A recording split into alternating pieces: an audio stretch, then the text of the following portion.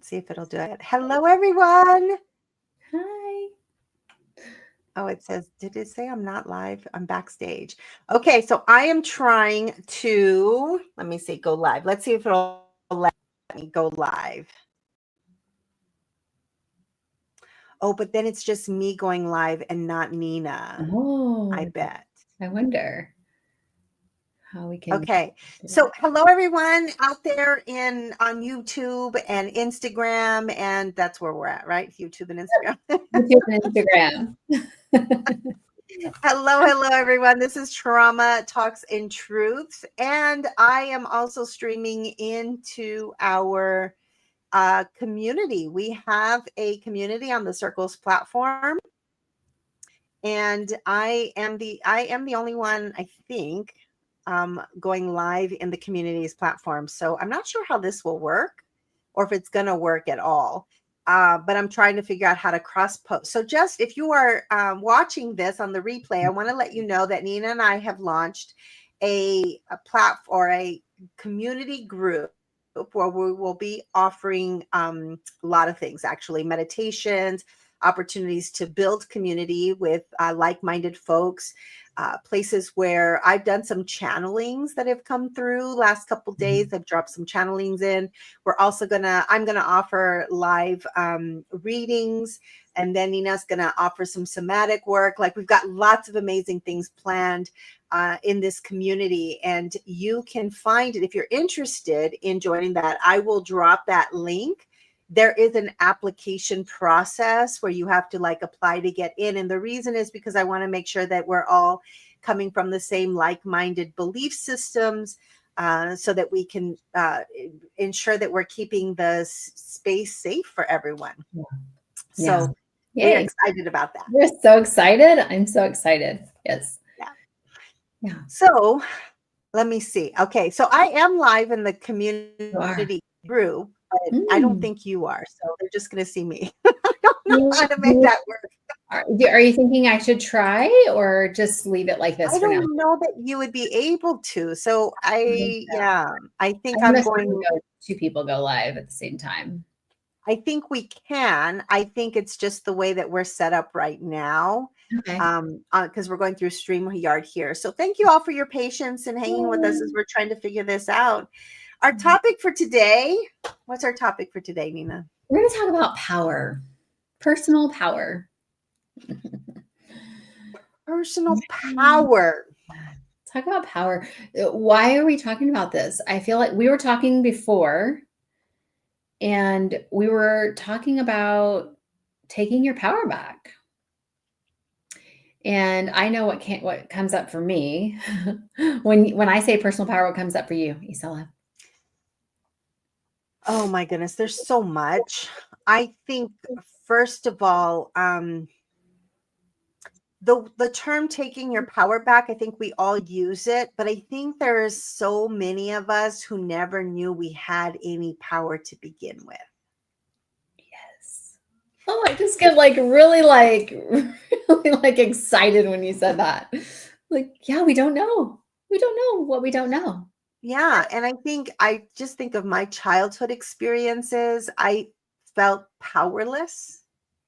And I think that's what's happening right now in the United States, is that the control that's happening at the federal level, or the aim for gaining control, right? That end goal is to have complete control of all things, is triggering within us the powerlessness that many of us felt at some point in our lives. Not everybody, but I know I felt completely and totally powerless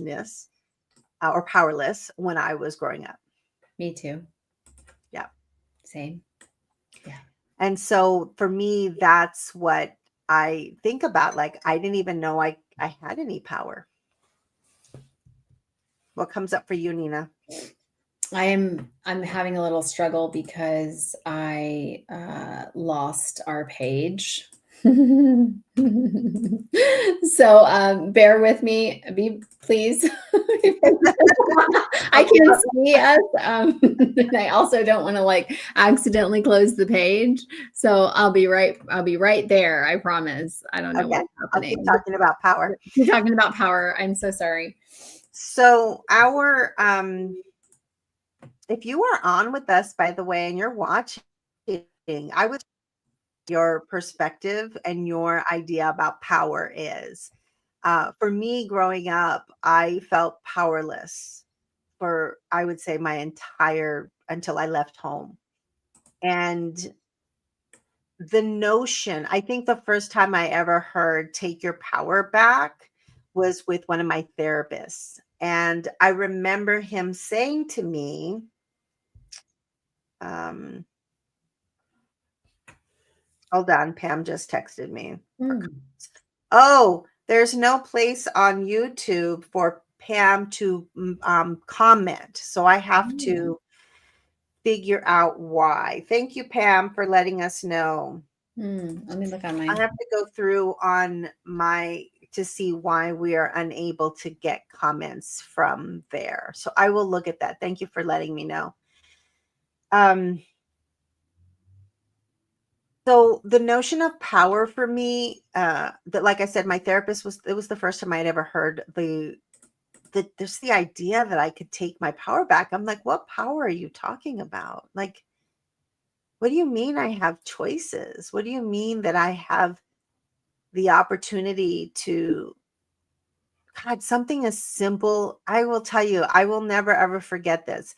When I moved into my first place by myself, because when you have a roommate, you're compromising about what you want with where you want your furniture and how things are going to go and run.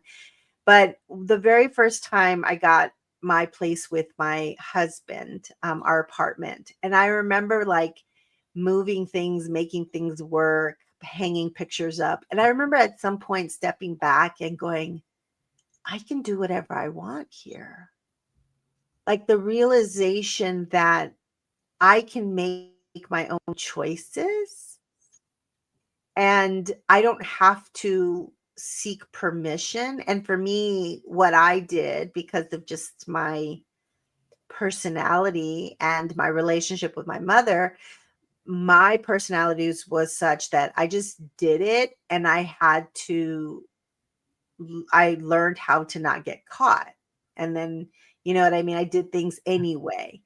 And so, that I could actually make choices and decisions without fear of somehow getting in trouble Yeah. for it. That was so big for me.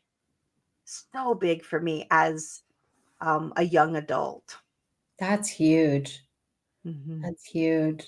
Like I'm a little emotional today. Like this topic and hearing your story, I was just picturing you as a young adult, not realizing that you had the autonomy to make your own choices. And that reminds me of, I feel like just last year I realized I had an oppressor part within me.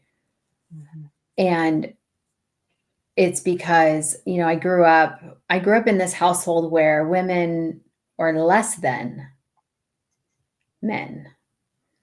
And we are literally, this is now, I'm not telling you that this is what my family believed, but this was my experience and my perception of that. It was like, I exist to serve men. That's my sole purpose. Nobody ever asked me what I want. What do you want? What do you desire? What do and on top of all the other things that was happening in life. But I didn't know what I didn't know. That didn't even seem weird to me. I didn't wake up to to like I actually get to choose myself for a really long time. So life was just happening, I thought, to me.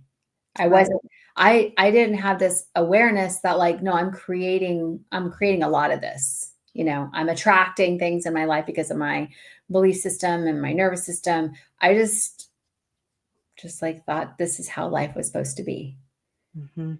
And I don't get to make choices. And last year I made a tough choice for myself. And it was scary. Was it scary for you when you were doing all the, putting up the stuff and picking out how you wanted your apartment, was apartment, right?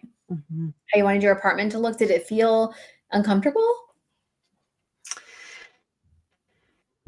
Remember, I think anytime there's been a shift where I become consciously aware that I get to make a decision. I get to shift from one thing to another. I get to perceive things a little bit differently. I get to change jobs. I get to move out of country, like those kinds of things. There's always some level of discomfort Yeah. because it's unfamiliar. And, culturally speaking, and I'm going to speak from my family's culture, um, we we have a lot of fear, Mm-hmm. and it's fear about interesting things. And I thought it was just my family culture, kind of this generalization within my family. But I've done a lot of work with the Hispanic population, and in early childhood programs, and I would see like kids playing, and a teacher would go up to the child and go, "Ay, mija, don't do that, you're gonna fall down and you'll die." Like, "Ay, mija, don't do that, you're gonna fall down and you're gonna bust your mouth." I mean, we go to like these extremes. And I remember like family telling me when I told them I was going to go to Germany, they're like, "I mean, how you don't want to go to Germany? Like they don't, there's like, it's like they were describing a third world country to me. Uh-huh. And they're like, they don't have microwaves." And then I'm like, okay, so I don't know where you get these ideas from, right? Yeah. But there's all this like fear. And so not only am I dealing with feeling where I didn't have any power, but there's this undercurrent of what if the worst thing could happen here. Yes. And that's what keeps people back, like from traveling, from experiencing new things, from doing like, it's like, because what if the worst thing happened? And Yes. so that's what I had to also work like through, because there was just so much fear of the unknown. Oh my gosh. Same here. Like, but let's talk. I'm going to ask you to talk to it because, you know, why why was our culture, why is our culture just ridden with fear in those ways? Why? Oh, because there's a history of fear. There's a reason to be afraid. Yeah. Right? There is a reason to be afraid. And then I'm not gonna go down this deep Yeah. space, but there are systems of oppression that people want to pretend that don't exist. Yeah. But I remember, quick little story. I was 19 years old. I was on a train from I was in DC. So I was at a conference in DC. And I was a teacher, a young teacher. I was 19, 20 years old. And we got first class tickets on a train, on like an Amtrak. And so first class was here, and then coach was over here. And I was dressed in some overalls. It was overalls, and I had a sweatshirt tied around my waist, and I had a do-rag on. So I had like a red like a handkerchief sort of thing wrapped around my head, and my hair used to be really long. So I had it around my head, and I had like bigger earrings than this. Yeah. And I remember the person who worked on the train, I don't know what they're technically called, but they called me out and said that I was getting on the wrong side, that this was for first class only, and I needed to go over there. And I said, "But I have first class." And he wouldn't even listen to me. He wouldn't even listen to me that I said I had first class tickets. And he was shutting me down. He was like, "You are in the wrong area. You need to go over there." And my friend who I was traveling with was white, and she was white, and I remember she had like a grassy long skirt, and she kind of looked like a hippie. But she apparently fit the first class ticket. So he took her ticket, Oh, and she turned around. She's like, "What is happening?" Because we had gotten separated. I was there. I was standing off to the side. He was trying to point me in the other direction. And she's like, she's with me. And then he kind of looked, double tick, and then he looked at my ticket and he was like, oh, get on then. He was just real like that. And I remember having that experience going, what just happened here? And then I've got about 15 thereafter, like, because I grew up in a community where we're mostly brown. And so I didn't really experience that a whole lot until I started to travel and move outside of my little bubble. Mhm. And then I had so many experiences where I was accused of shoplifting. They made me open up my bag and they were searching all my things. I didn't know any better that I could say, no, you're not allowed to search my shit. And there was people surrounding me and watching that. I mean, my husband's been like pulled. He was on the phone at a Waffle House and he was surrounded by police officers at gunpoint. Like, so those are the experiences that I think many of us people of color have had. And we just go, oh, that's the way it is. Like, we don't even think that it's any different for anybody else, but it is built on, it's built on the stories that have been told and biases have been created. And so we have good reason to be afraid. Yeah. And, I will speak to the fact that I can be misperceived and people can think that I am just white. And so I remember when I was younger, after going to the military, I didn't experience. So I married a Black man and I didn't experience, he would say things or see things. I didn't experience it. So I was like, I don't know what you're talking about. I think I don't see what you're talking about. And so I was very ignorant to my own privilege, right? Of looking a certain way. Because I'm white passing too. I'm white passing. Yeah. Right? So I'm like, they're not treating me that way. So I just didn't see that. But I have had when they're like, oh, wait, what? You're who? What's your last name? Right? Like, I thought you were Italian, or I thought you were, I've gotten Russian before. Like, that would be like a better thing, or like, right? So, yeah. So I want us to remember that generational trauma exists. And fear comes with us. Yep. It comes with us. And it's so many layers of that. So part of that is generational trauma comes from, it's not just what's passed through the family. It's how the impact of the environment, the societal conditioning, and how they're perceived, how the world has perceived them and how the world's treated them.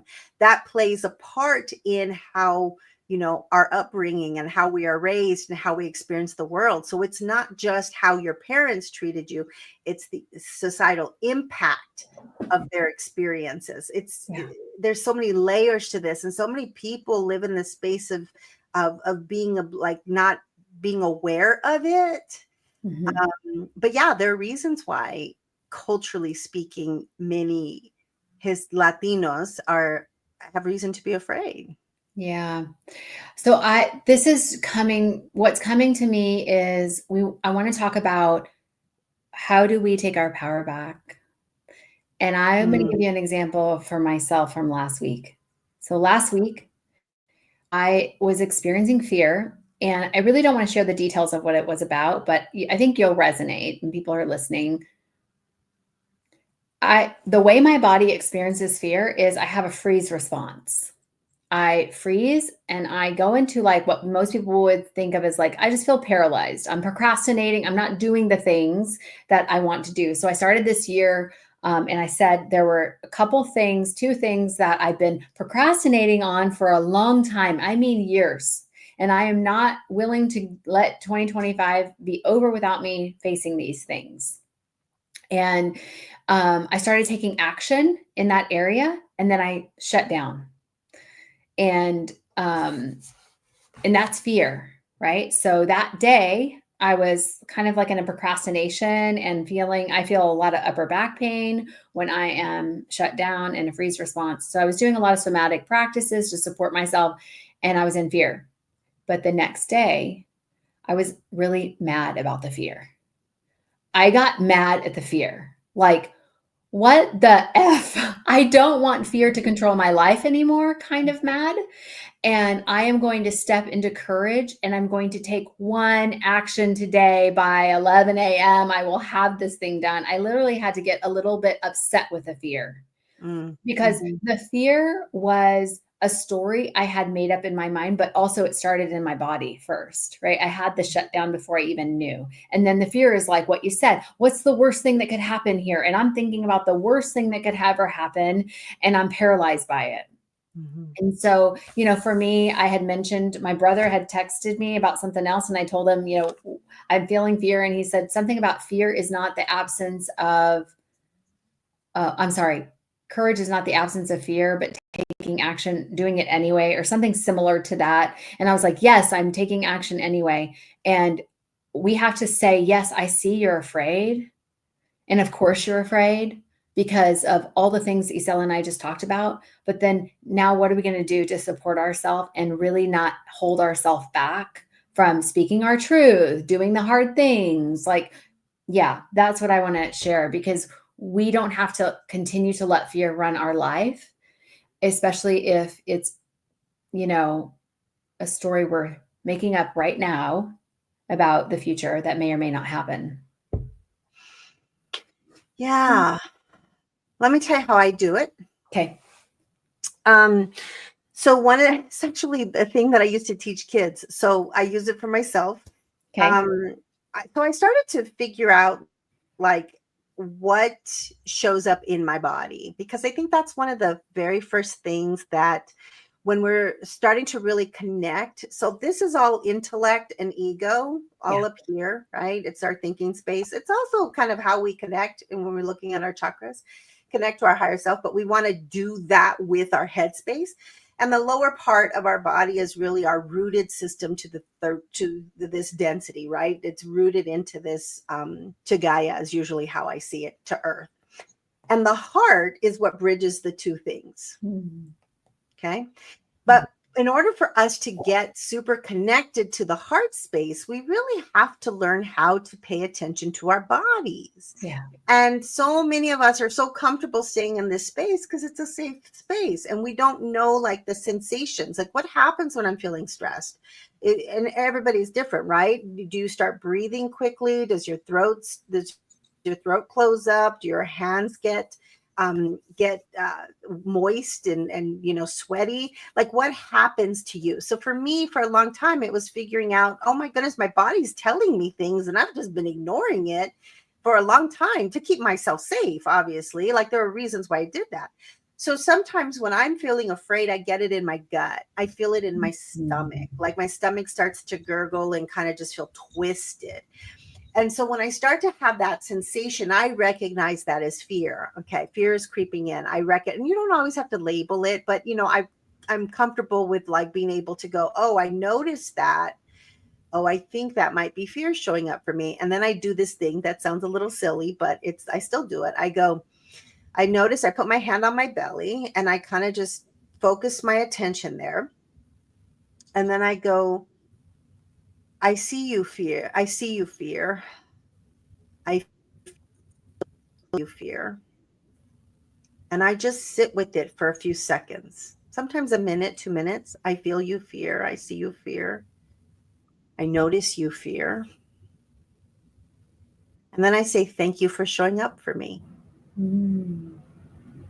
Because it's showing up for me as an opportunity for me to know, like, to do something with it, to become more aware of myself, to like recognize that I can make some decisions about how I'm going to think about the fear, right? Yeah. And so I do that, my hand on my belly, and I say, thank you, fear, for showing up for me.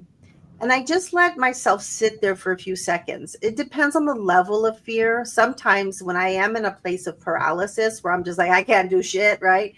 I will sometimes have to do this a few times before I can move out of it. Mm. So it's going to be based on the situation, how activated I am. Sometimes it's just a matter of connecting with it and noticing it. But then the next thing I do after I sit with it for a few seconds, and sometimes it's minutes, I'll say something like,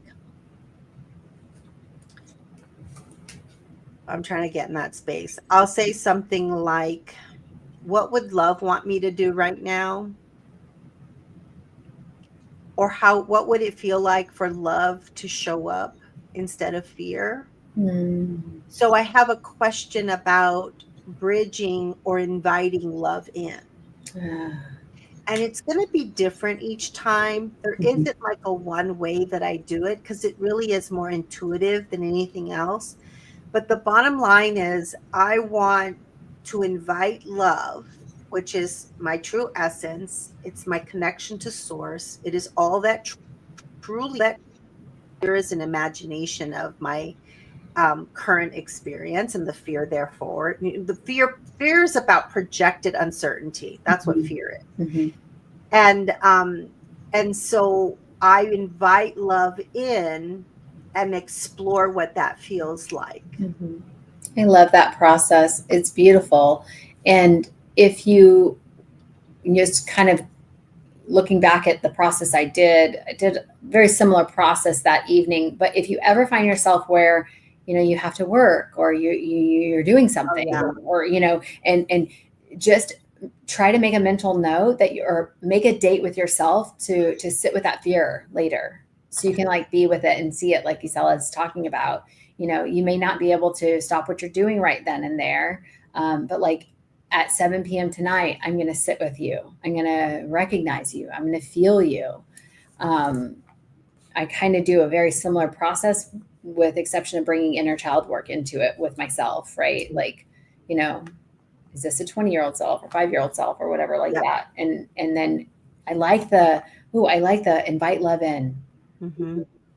Right. I do that too, Nina, because there's sometimes, see, we're in a constant state of balance. And so what I mean by that is that there's something that I might think, I feel, I perceive, I'm experiencing, and something will show up that will activate, because what's happening is we're constantly balancing, right, to get to a state of neutrality.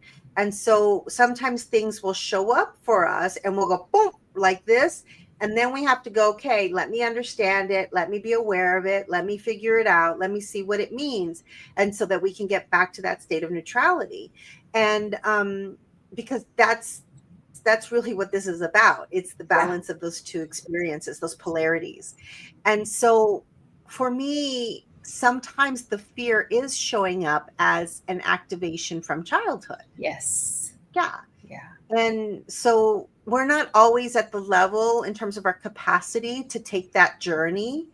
And so it's just at the very beginning, you're just noticing, hey, that thing that's gurgling in my stomach, I think that might be that I'm afraid, right? I think I'm afraid. Yeah. Yeah. And then once you can start to, because it's the onion, once you start to build your capacity, that means your ability to be able to move through a deeper level of your emotional state and be able to pull yourself from it, because, you don't want to stay out, active, activated.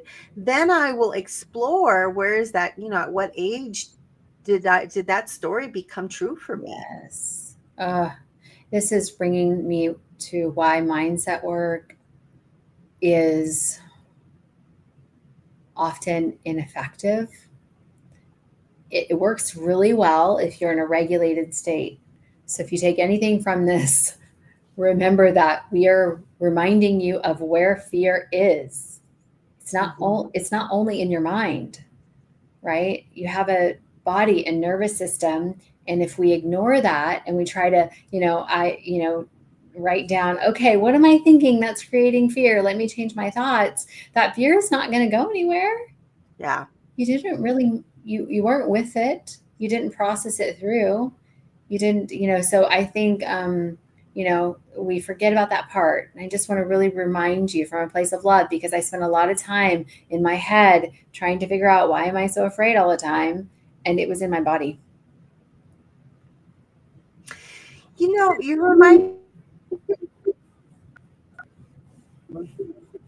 um and it's a story of kids, of course, but I don't know if anyone ever had this experience as a parent or as a child, but like if you were to say to your child, you're going to go to the store and you'll say to your kid, we're not getting any candy. But of course, every grocery store and every store has the candy right there when you're checking out, right? And we're not getting any candy. And the child goes, Mama, can I have some candy? And you're like, no, I remember we had that conversation. We're not getting any candy. And the child goes, but I want some candy. And you're like, remember we had that conversation. We're having some candy, but I want the candy. And they're like, no, I said no. And like, but I want the candy. Right. Yeah. And I think that's what happens with our emotional, like the stuff that's lingering. It's like intellectually I understand this, that this is what was going to happen, but man, I really want that damn candy. And so your internal state is screaming, but I want the candy, but I want the candy, but I want whatever it is, but I want this, but I'm hurt, but I'm feeling, and we're just keep trying to put a lid on it because right now is not the time. And it comes out in the most inopportune times. Yes, it does.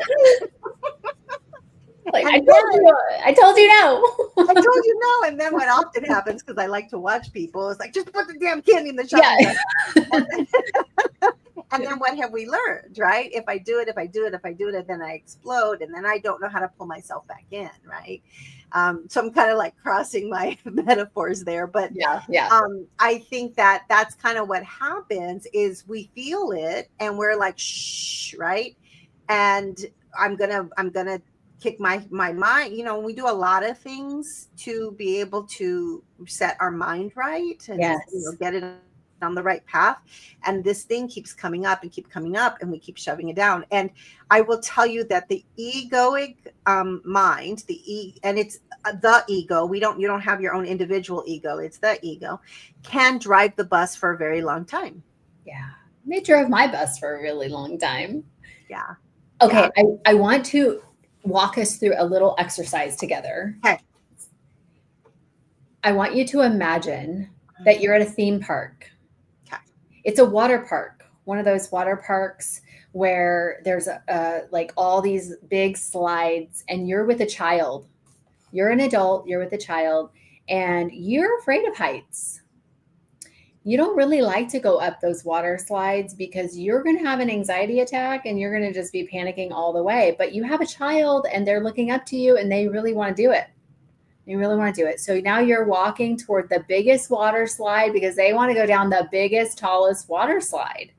And you're like, oh, shoot, I've got to show up for this kid.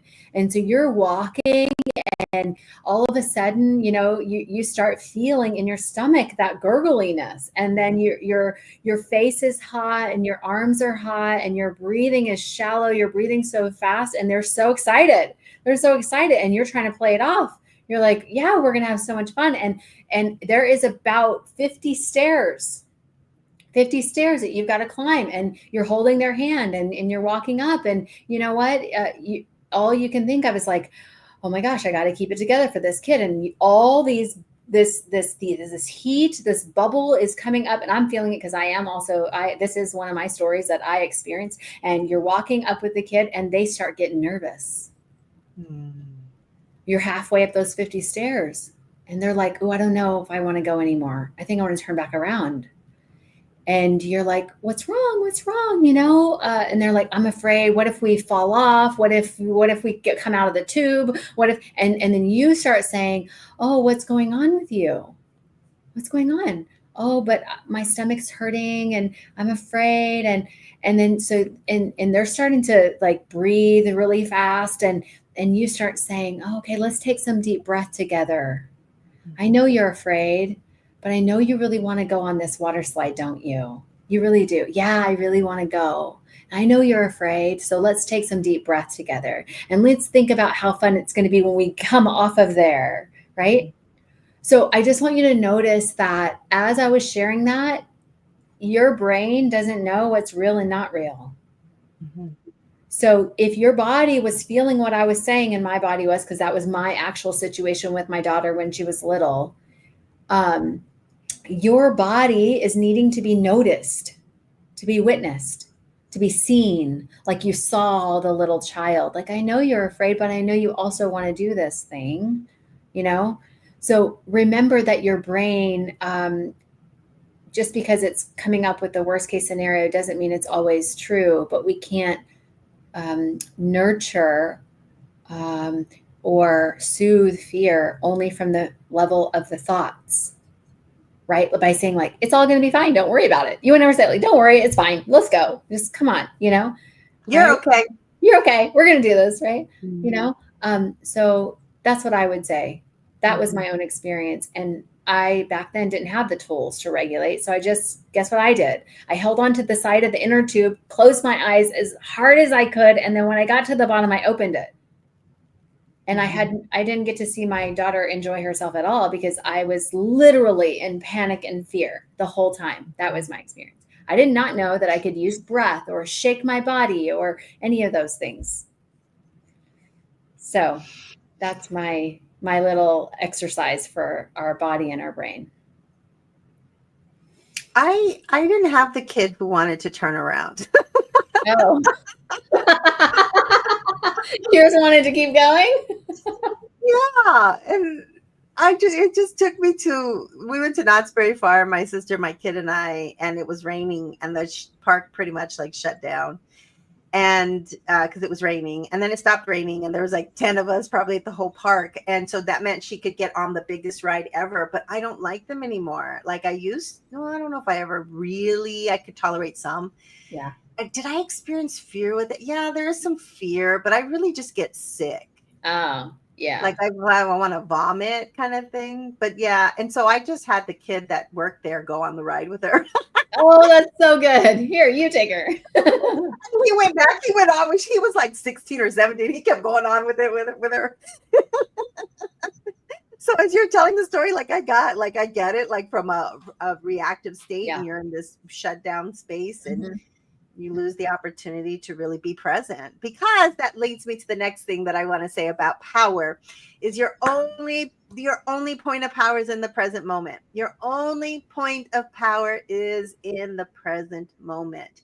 You have no power if you are projecting and this fear-based idea about what could happen. And then if you're worried about, or you're thinking about the past and the thing, that's guilt. That's usually guilt and shame, is past thoughts of things.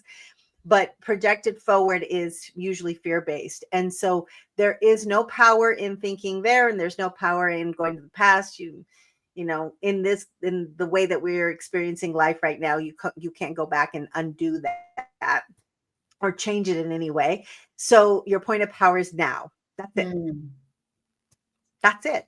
So Nice. if we did nothing else, if we did no thought work, well, yeah, there's some level of thought work because you have to be aware of your thoughts. You have to be aware of what you're thinking. Yes. That has to, I think, is such an important part of this. But if you did, like, understanding like law of attraction and law of, like, there's so many laws, there's so many things that you could really delve deep and do that forever. But if we did nothing else, I think if we just really learned how to be fully here now, like what's happening in front of us, all of the things that we worry about would kind of fall by the wayside. I agree. Yeah. And boy, did I have to learn that the hard way recently. Yeah. Yeah. So I think we will end there with Yeah. this is a conversation I would like to have maybe at another time, maybe Friday. We'll talk about how to practice being present, like It's a how great idea. practice learning how to be present, because again, only point of power is in the present space, present moment. And that's how you get connected to your highest self. You cannot do it if you're running hamster wheel in your thinking. You just can't. There's no way to do that. Yeah.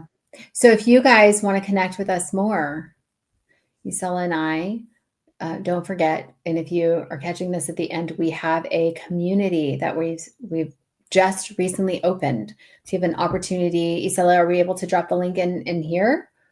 Or how would they get that the application to join? I'm getting it. Okay. Yeah. So don't forget that. And we're going to be doing practices in that group to help you become more present and more aligned. There is, and that went to actually YouTube. Okay. And so let me drop it in my Instagram. I'll drop it to an Instagram. I don't know how they can click on it, but we can put it there. And so, or you can go to my website, Nina's Instagram. Yep. I know YouTube messages there because I am still on Instagram right now. You can message us that way. Yeah. Yeah. And on YouTube, right? So if you, once this is not live anymore and you drop a comment, we can respond. Yes. Yeah. We can definitely, because we do want to invite more people into our community. So yeah, if you're interested, just let us know. And then on Wednesday, we're doing a live coaching call. So if anybody wants to join us, you can come on with us and we'll go through a whole coaching experience. And then on Friday, we'll be live again. We are not doing Tuesdays and Thursdays at this point. So yeah. Yay. We'll see you Wednesday, live coaching. So if you have something you really want to get coached on, come. We want you here. All right, everyone. Have a fabulous rest of your day. Bye.